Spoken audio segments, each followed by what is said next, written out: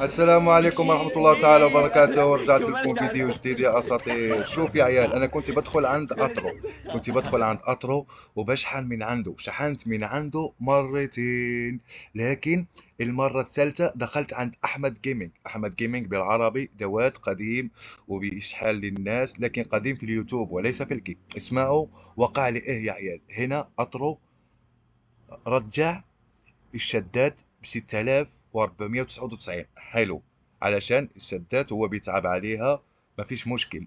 المشكل يا عيال هو اني لما دخلت عند احمد جيمنج علشان اشحن، قال لي ان حسابك فيه مشكل الشحن ما بيشحن. انا اتخضيت هنا، قلت كيف؟ قلت له في التعليقات، قلت له اسمع يا صديقي يا احمد، انا اطرو شحن لي مرتين، وبالفيديو اهو عندي فيديوهات في قناتي، شحن لي اطرو مرتين وكنت فرحان كتير وعملت عليه فيديو.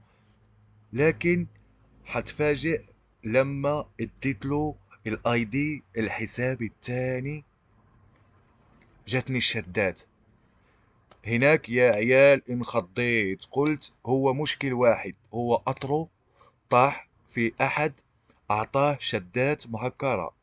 هذا الحل اللي حيكون الوحيد، بانه احد ضحك على اطرو وباع له شدات مهكرة. والشدات اللي مهكرة لانه هو مرة قالها في الجيم، قال يا عيال ردوا بالكم من الشدات المهكرة، يمكن تضيع حسابك، يمكن تاخذ باند، يمكن ان ما تبقى يشحن لك الحساب.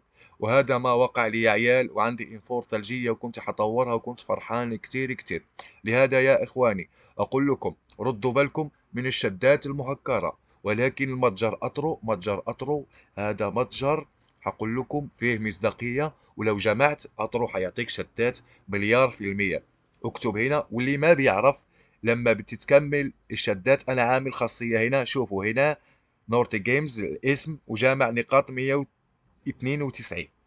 الخاصية دي أنا عاملتها لما أكمل النقاط اللي عنده هنا بتفتح لي اشتري. لما يفتح لك تشتري، اتكي على يعني تشتري، حيطلع لك هنا مكان اللي حتكتب فيه الاي دي والاسم اللعبة، يعني اسمك في البابجي والاي دي. لما بتكتب اسمك والبابجي حتكليكي عليها ثاني، حتعطيك النسخ. قم بالنسخ وتعالى هنا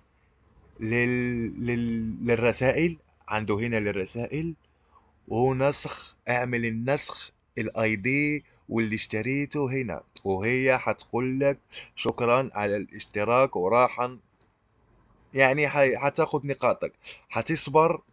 حتصبر 5 دقائق، ولما حترجع للنقاط حتجيب نقاطك راحوا. لكن انا بدخل عند اطرو والان بجمع نقاط بعض الايام، لكن خايف على الحساب الثاني لو شحنت من هنا ويكون شدات مهكرة وحبلع على حسابين. وهذا هو المشكل. انا كتبت لأطرو كتير هنا ما حد جاوبني، ودخلت عند اخوه للستريم وكتبت، وكان في مشرف ورد علي قال لي بانه اوعى يكون عندك مشكل في الحساب.